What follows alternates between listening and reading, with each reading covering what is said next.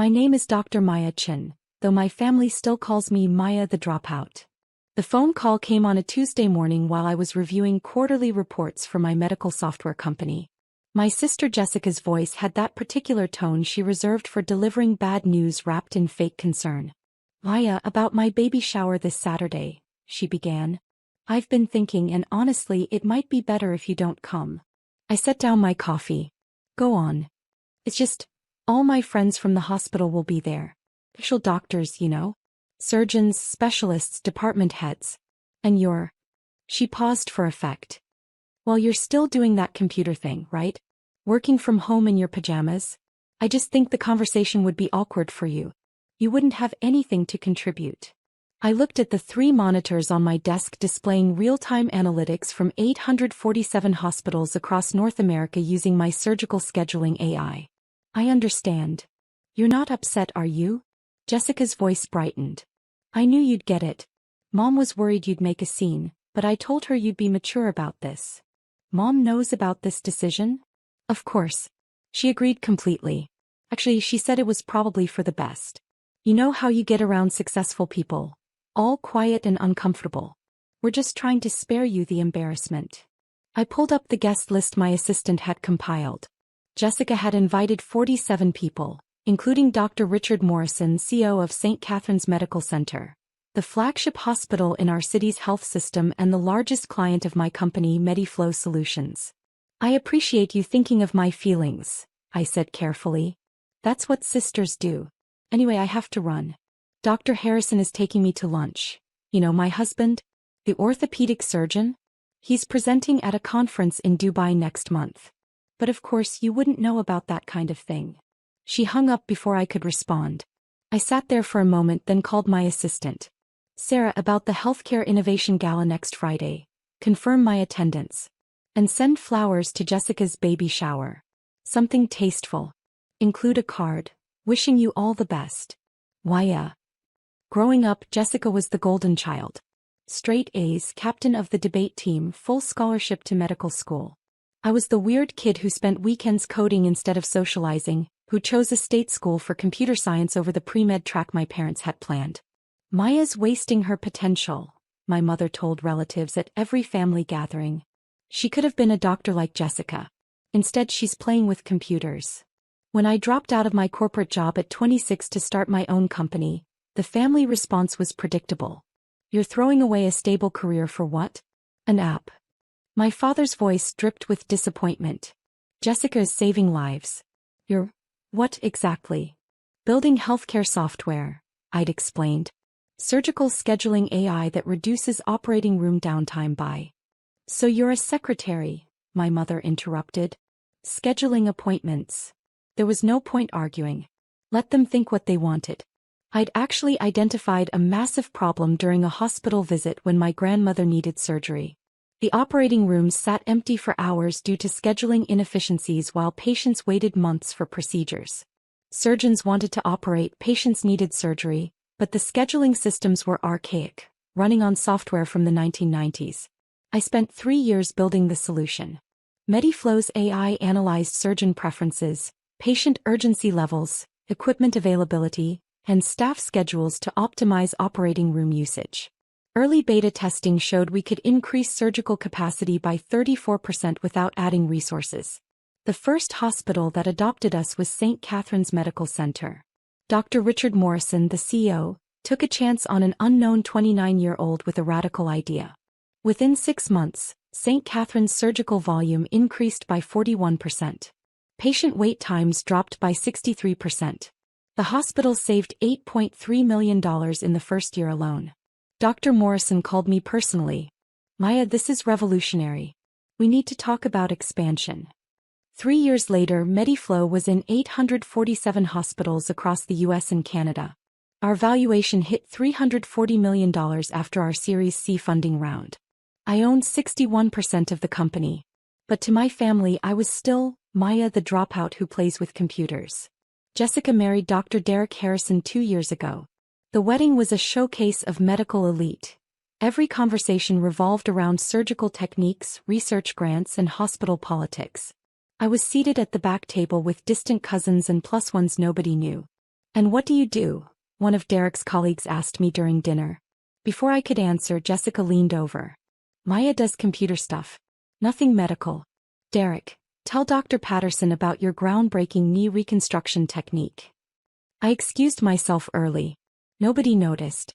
The baby shower was scheduled at the Meridian Club, an upscale venue overlooking the harbor. My mother had insisted on co-hosting, which meant she'd spared no expense to impress Jessica's doctor friends. I wasn't hurt by the disinvitation. I was curious. You see, 3 weeks earlier, St. Catherine's had approached me about something significant. They wanted to host the annual Healthcare Innovation Summit, a prestigious conference that drew medical leaders from around the world. The keynote speaker was always someone who'd transformed healthcare delivery. Dr. Morrison had asked me to keynote. "Your work has changed how we think about surgical capacity," he'd said during our video call. "Hospitals nationwide are seeing results they never thought possible. The industry needs to hear from you directly." I'd accepted. The summit was this Friday, 2 days before Jessica's shower. Sarah had also mentioned something interesting. Dr. Morrison's wife was on the guest list for Jessica's baby shower. They'd apparently met at some hospital fundraiser, and Mrs. Morrison had taken a liking to Jessica, which meant Dr. Morrison would likely attend the shower with his wife. And he would see the photos. You see, I'd been doing my homework. Jessica's social media was public, and she'd been posting extensively about the shower preparations. The theme was medical miracles. Decorations included stethoscopes, tiny scrubs, and framed photos of inspirational medical moments. One of those photos, posted just yesterday, showed Jessica beaming next to Dr. Morrison at a hospital gala. But in the background of that photo, clearly visible, was another frame on the venue's wall, the Healthcare Innovation Awards ceremony from last year, where Dr. Morrison had presented me with the industry's highest honor. Jessica had cropped herself into a photo without realizing what else was in the frame. I said nothing. I just watched. Friday arrived. The Healthcare Innovation Summit was held at the Grand Ballroom of the Westin Harbor, with 1,200 attendees, CEOs, surgeons, hospital administrators, health tech investors, and medical journalists. I wore a navy suit and tried not to throw up from nerves. Dr. Morrison introduced me himself. 3 years ago, a young entrepreneur walked into my office with an idea that sounded too good to be true. Increase surgical capacity by 1/3 without adding resources? Impossible, I thought. But Maya Chin didn't just promise results, she delivered them. Today, MediFlow Solutions operates in 847 hospitals, has facilitated over 340,000 additional surgeries, and has fundamentally changed how we think about healthcare resource optimization. Ladies and gentlemen, please welcome the founder and CEO of MediFlow Solutions, Dr. Maya Chin. The applause was thunderous. I hadn't told my family I'd completed my doctorate. I'd finished my PhD in computer science and healthcare informatics 2 years ago, doing the coursework at night while running my company. The graduation ceremony conflicted with Jessica's engagement party, so I'd skipped it. Nobody asked why I wasn't there anyway. My keynote went well. I spoke about the intersection of technology and compassion, about how every minute of operating room downtime represented a patient still waiting, still suffering. I shared data. MediFlow hospitals had collectively performed 340,000 additional surgeries in 3 years, 340,000 patients who got care months or years earlier than they would have otherwise. We're not just optimizing schedules, I concluded. We're optimizing hope. Standing ovation. 3 venture capital firms requested meetings. Forbes wanted an interview. Dr. Morrison shook my hand with genuine warmth. You've made healthcare history today, Maya. The industry will never be the same. That evening, the photos hit social media. Medical News Today, Healthcare IT Journal, and Modern Hospital Management all ran features. The summit's official Twitter account posted a photo of me receiving a standing ovation, captioned, "Dr. Maya Chin, MediFlow Solutions CEO, receives recognition for revolutionizing surgical capacity optimization. 847 hospitals. 340,000 plus additional surgeries. One brilliant mind." My phone buzzed with congratulations from colleagues, investors, and hospital executives. One notification stood out. Jessica had posted an Instagram story from her baby shower venue setup. The decorations looked beautiful. She tagged my mother and added, "Tomorrow." Can't wait to celebrate with my real doctor friends. Blue Heart Baby Hospital. I took a screenshot. Just in case. Saturday morning I worked from my home office. A converted bedroom with a standing desk, 3 monitors and a wall of medical technology patents with my name on them. Sarah called at 11 a.m. Maya, you need to see this. He sent me a link to a live stream. Jessica had set up a camera at the shower for people who couldn't attend in person. I watched as guests arrived, admiring the decorations, cooing over tiny medical-themed onesies.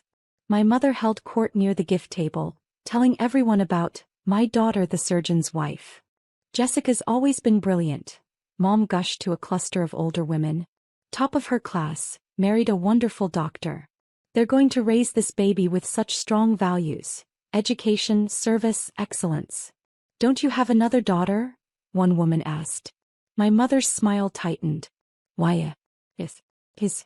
Well, she does computer work. We don't really talk about it. Oh, the woman said, understanding immediately. A disappointment. Every family had one. I was about to close the stream when I saw him. Dr. Richard Morrison entered with his wife, Eleanor. He wore a casual blazer and carried a beautifully wrapped gift. Jessica practically sprinted across the room. Dr. Morrison. Mrs. Morrison. I'm so honored you could come. She air-kissed Eleanor's cheeks.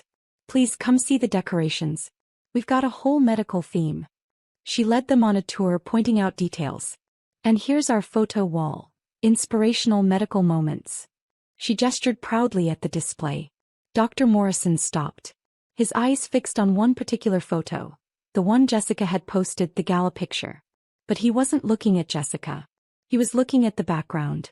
At the framed photo of him presenting me with the Healthcare Innovation Award. Is that? He leaned closer, then pulled out his phone, scrolling. He showed Eleanor something, probably one of yesterday's summit photos. Eleanor's eyes widened. She looked at the photo wall, then at Jessica, then back at her husband. Jessica, Dr. Morrison said carefully, this photo here, the one from the hospital gala. That's a lovely picture, but I'm curious about the frame visible in the background. Is that the Healthcare Innovation Awards ceremony? Jessica beamed, missing the tension in his voice. Oh yes. That event was so inspiring. All those amazing medical innovations. Indeed. Dr. Morrison studied her face. Tell me, Jessica, do you know who received that award? The Healthcare Innovation Award is quite prestigious. Only given to individuals who've truly transformed patient care. I'm sure it was well-deserved. Jessica said brightly. There are so many brilliant people in healthcare. There are, he agreed. Your sister, for instance. The room went quiet. Jessica's smile froze. I'm sorry. Your sister. Maya-chan. She received that award. From me. At that ceremony. He pointed at the background photo. In fact, unless I'm very mistaken, that's me presenting her with the award.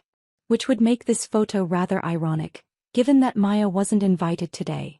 My mother appeared, sensing disaster. Dr. Morrison, I'm sure there's been a... Mrs. Chen. His voice was cool. I'm quite sure there hasn't been a misunderstanding. I presented Maya with the Healthcare Innovation Award last year in front of 1,200 of our industry's leaders. Yesterday she keynoted our summit. This morning, 3 major medical journals are running features about her. And this afternoon, I arrive at a baby shower to discover her own family doesn't know who she is. Jessica's face had gone white. Maya? My sister Maya? But she just does computer stuff. She works from home. She's not. Not what? Eleanor Morrison's voice was ice. Not important. Not successful. Not worthy of acknowledgement. She dropped out of a real job. Jessica's voice rose. She plays with apps. She's not a real. She's a real doctor, Dr. Morrison interrupted. PhD in computer science and healthcare informatics. She's the founder and CEO of MediFlow Solutions, which operates in 847 hospitals including mine. Her AI has enabled 340,000 additional surgeries. Her company is valued at $340 million. And yesterday she received a standing ovation from every major healthcare leader in North America. The room was dead silent. My mother swayed slightly. That's not possible. Maya doesn't. Dr. Morrison pulled out his phone and held it up, showing yesterday's Forbes tweet. Dr. Maya Chen's MediFlow Solutions revolutionizes surgical scheduling. $340 million valuation, 847 hospital network. PhD innovator receives standing ovation at healthcare summit. The photo showed me on stage, confident and smiling. This Maya? He asked quietly. The one who wasn't invited because she'd embarrass the doctors.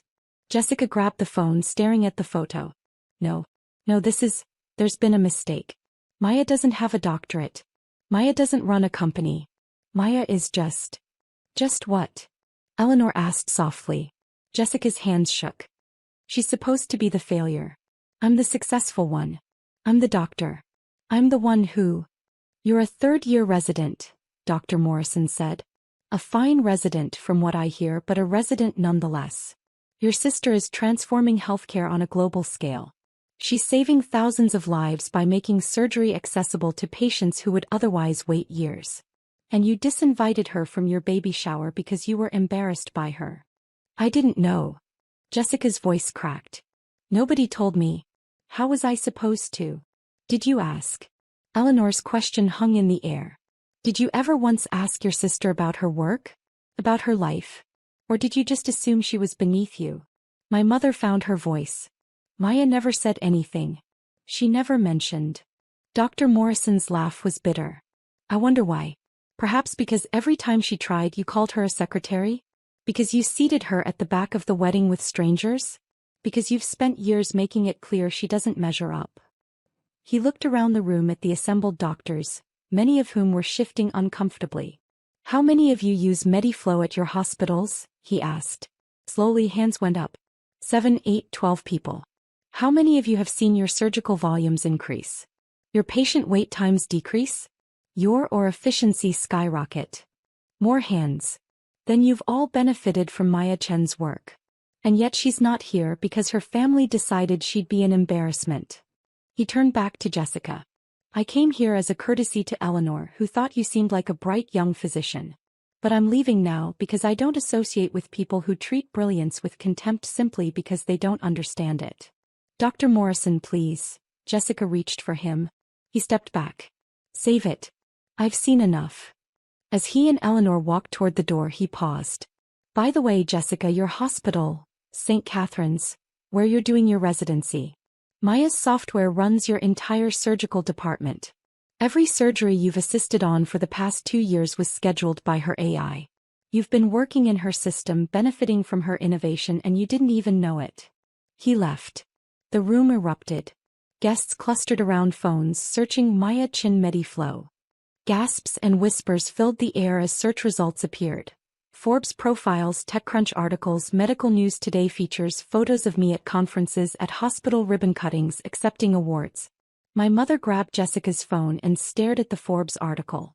Her face went gray as she scrolled through paragraphs about my company's growth, my doctorate, my keynote speeches.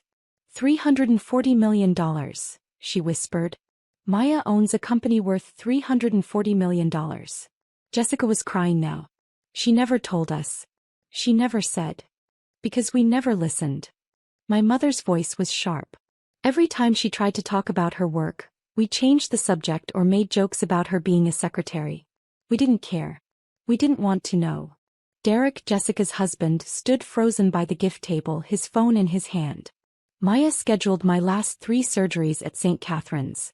I've been using her software for 2 years. I've been telling people how revolutionary the new system is. I just never knew it was hers.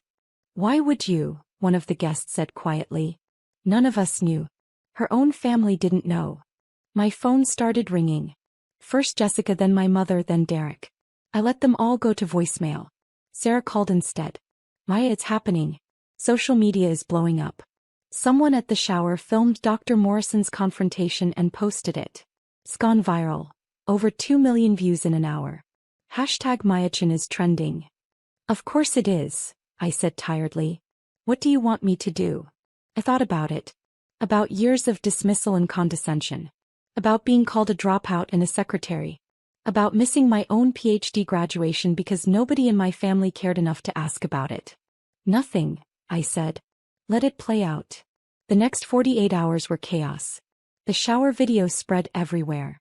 Medical professionals across the country shared it with comments ranging from, "This is why we need to celebrate all kinds of healthcare innovation," to, "Imagine being so insecure you can't recognize genius in your own family." Forbes ran a follow-up. "The sister they left behind. How family dismissal fueled a $340 million healthcare revolution." The Atlantic published an essay, "Maya Chin and the Cost of Conditional Love: When Families Only Value Certain Kinds of Success." My phone wouldn't stop ringing. I ignored everyone except business contacts and friends. On Monday, my mother appeared at my office. A sleek space in the Innovation District with Mediflow's logo in the lobby and photos of our hospital partners on the walls. Security called up. "Dr. Chin, there's a Mrs. Chin here to see you." "No relation," I said. "But send her up." My mother looked small in my glass-walled office, surrounded by monitors showing real-time surgical data from hundreds of hospitals. "Hiya," she began, tears already forming. "I'm so sorry. I didn't know. I didn't understand." "You didn't want to understand," I corrected. "You wanted me to fit into your definition of success. Doctor, lawyer, banker. Something you could brag about at parties. When I chose a different path, you decided I'd failed and nothing I said could change your mind. I was wrong." She wiped her eyes. "So wrong. All this time you were doing something incredible and I was too blind to see it." "You weren't blind, Mom. You just weren't looking. Can you forgive me?" I leaned back in my chair. "Honestly, I don't know. This isn't about one incident. This is about years of dismissal. Years of being told I wasn't good enough. Years of watching you celebrate Jessica's every accomplishment while treating mine like they didn't exist. I'll do better. I promise. We all will. Will you?" I pulled up my email. Because Jessica sent me 17 messages yesterday. 13 of them were apologies. 4 of them mentioned that she's hoping Dr. Morrison doesn't affect her career at St. Catherine's. So I'm not sure she's sorry for hurting me. I think she's sorry she got caught. My mother flinched. She's young. She's scared. She's 31 years old and a physician. She's old enough to know better. "What do you want from us, Maya? How do we fix this?" I stood and walked to my window looking out over the city. "I don't want anything from you. That's what I've been trying to tell you for years. I didn't build this company for your approval. I built it because patients were suffering unnecessarily and I could help. I didn't get my doctorate to impress you. I got it because I wanted to understand the medical side of what I was building." I turned back to her. "You can't fix this with an apology, Mom. You fix it by understanding that your love shouldn't be conditional. That success comes in many forms. That maybe, just maybe, the daughter you wrote off as a failure was actually changing the world. You just couldn't see it because it didn't look like what you expected." He was openly crying now. "I love you, Maya. I know you do. But love isn't enough when it comes with conditions and comparisons." She left quietly. Jessica appeared Wednesday morning looking exhausted. "Dr. Morrison hasn't returned my calls," she said without preamble. "HR at St. Catherine's wants to meet with me. Derek thinks I should transfer to a different hospital. My friends are asking if the video is real. My career is imploding." "Is it?" I asked mildly. "You could fix this." Her voice rose. "One word from you to Dr. Morrison, one statement that this was all a misunderstanding." "But it wasn't a misunderstanding, Jessica. You genuinely believed I'd embarrass you. You genuinely thought I had nothing to offer your doctor friends. You were genuinely ashamed of me. I didn't know the truth. You didn't care about the truth. You made assumptions and never questioned them. That's different." She slumped into a chair. "What do you want me to say? That I was a terrible sister? That I was arrogant and dismissive? Fine. I was. I'm saying it. Now will you help me?" "Why should I?" "Because we're family."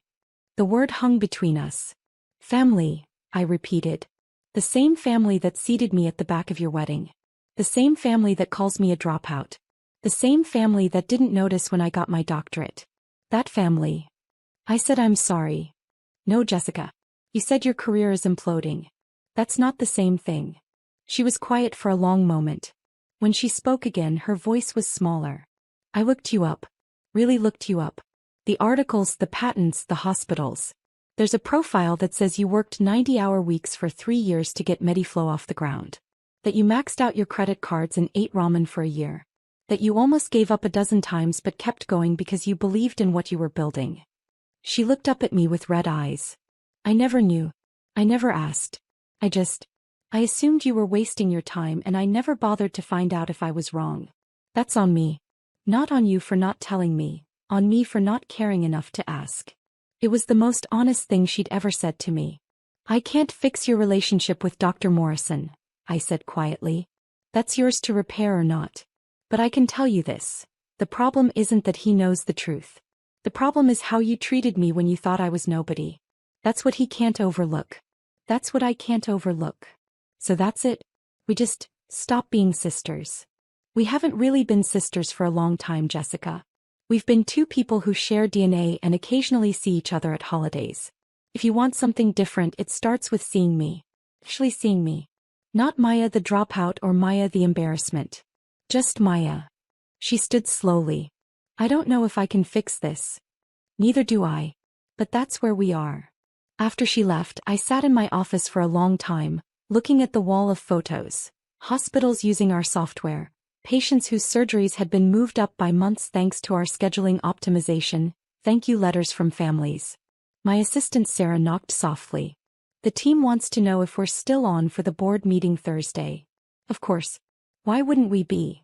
Well, all the media attention. The family drama. They thought you might need time. I smiled.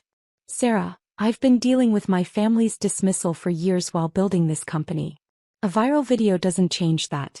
The work continues. You're remarkably calm about all this. Am I? I pulled up my laptop. Or am I just not surprised? I always knew what I was building. I always knew what I was worth. The only thing that's changed is now everyone else knows too. 3 months later, Jessica gave birth to a healthy baby girl. She named her Maya. The text message came at 2 a.m. She's here. 7 pounds 3 ounces. Perfect. We named her after you. Hope that's okay. I stared at my phone in the darkness of my bedroom. Another text followed. Not to make up for anything. Not to fix things. Just because you're someone worth naming a child after. Took me too long to realize that. I didn't respond immediately. Instead, I got up and went to my home office, where framed on the wall was the Forbes cover from last month. 40 under 40. The Innovators Reshaping Healthcare. My photo smiling in front of a wall of surgical data. The article inside had a quote from Dr. Morrison. Maya Chin didn't just build a company. He built a legacy. Every patient who gets surgery months earlier than they would have otherwise. That's her legacy. Every hospital that can serve more people with the same resources. That's her legacy. She changed healthcare because she refused to accept that the status quo was good enough. I thought about the baby girl sleeping in a hospital nursery, named after an aunt she might never know. I thought about Jessica holding her daughter, maybe finally understanding what it means to love someone unconditionally, without requiring them to fit a predetermined mold. I thought about my mother who'd started therapy and sent me 1 text a week. Nothing heavy. Just, thinking of you. Proud of you. Love you. No expectations. Just, presence. I picked up my phone and typed, congratulations. She's lucky to have you as her mother. Give her my love. Then, I'll visit when you're ready. It wasn't forgiveness. Not yet. But it was a door left open. Sometimes that's enough. 6 months later, I was back at the Healthcare Innovation Summit, this time as a keynote panelist discussing the future of medical AI. In the audience, in the 3rd row, sat my mother and Jessica holding baby Maya. We'd had dinner the night before, awkward, careful but real. Jessica had brought photos of the baby. My mother had asked about my business, actually listening to the answers. I'm learning to knit, my mother had said suddenly. Baby blankets. I made one for Maya. She'd pulled out her phone showing a lumpy blue and white creation. It's terrible, but I made it myself. I'm learning that things don't have to be perfect to be valuable. Wish I'd learned that 30 years ago. Jessica had been quiet most of the meal, just listening, occasionally bouncing the baby when she fussed. As dessert arrived, she'd finally spoken. I withdrew my name from the awards committee at St. Catherine's. The one that nominates residents for recognition. Why? I'd asked. Because I realized I was doing it for the wrong reasons. For the prestige. For the bragging rights. For mom and dad to be proud. Not because I actually cared about being the best doctor I could be. She'd looked at baby Maya. I want to be different for her. I want her to know that success isn't about titles or awards. It's about doing work that matters. Now, watching them in the audience as I discussed the ethical implications of AI in healthcare, I felt something unfamiliar. Hope? After my panel, Dr. Morrison found me backstage. That was brilliant as always. And I see you have some special guests today. Hi family, I said simply. How's that going? Slowly. Carefully. But going. He nodded. Good. Everyone deserves a second chance. Even people who didn't appreciate what they had. Even Jessica? She's still a resident at St. Catherine's. Even Jessica. She's actually become one of our more thoughtful residents. Spends extra time with patients, questions established protocols respectfully, advocates for efficiency improvements. It's like she finally understood that being a good doctor isn't about status, it's about service. He paused. Though I'll admit I was hard on her at first. That shower incident, it revealed something ugly about how we sometimes treat people we think are beneath us. I'm glad she's learned from it. Later, Jessica approached me in the lobby, baby Maya asleep in her arms. That was incredible, Maya. I understood maybe 60% of it, but what I got was amazing. You'll understand more as you keep learning. Medicine and technology are converging. She shifted the baby slightly. Would you like to hold her? I looked at the sleeping infant, her tiny face peaceful and unaware of the complicated family dynamics swirling around her. Yes, I said. Jessica carefully transferred her daughter into my arms. Baby Maya stirred but didn't wake, just made a soft sighing sound. She looks like you, I said. She has your eyebrows. Jessica countered. Those determined eyebrows that say, I'm going to change the world whether you like it or not. We both laughed softly. My mother appeared, camera ready. Can I get a photo? My daughters and my granddaughter. We posed, awkward, uncertain but together. As the camera clicked, baby Maya opened her eyes and looked directly at me with that unfocused infant gaze that somehow seems wise. Hey there, little one, I whispered. You've got a big name to live up to. But here's a secret. You don't have to be what anyone expects. You just have to be yourself. The world will catch up eventually. Jessica wiped her eyes. That's what I want her to know. That's what I should have known about you. You know it now. That's what matters. Is it enough? I looked at my sister. Flawed human trying. It's a start. That evening I returned to my office and found an email from the board. Mediflow had just secured contracts with 150 additional hospitals. Our AI was being adopted in Europe. Projections showed we'd hit 1,500 hospitals by next year.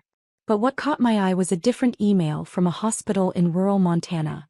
Dear Dr. Chen, because of your software we performed 12 additional surgeries this month. One of them was my mother. She'd been waiting 14 months for her hip replacement. She walked into church last Sunday, her first time in over a year. Thank you for giving me my mom back. I read it 3 times. This was why I built Mediflow. Not for the valuation or the awards or even to prove my family wrong. For the mother walking into church. For the patient who didn't have to wait 14 months. For the surgeon who could finally operate on everyone who needed help. My phone buzzed. Jessica had sent a photo, baby Maya in a onesie that read Future Innovator. The caption, she's going to change the world. Just like her aunt. I smiled and saved the photo. Then I returned to work. There were 1,500 hospitals to reach, millions of patients to help, and a world that still didn't fully understand the intersection of technology and healing. But they would. They always did. Eventually everyone sees the truth. You just have to be patient enough to wait for them to catch up, and strong enough to keep building while they do. I'd been building for years while my family looked the other way. Now they were finally watching. And I was just getting started.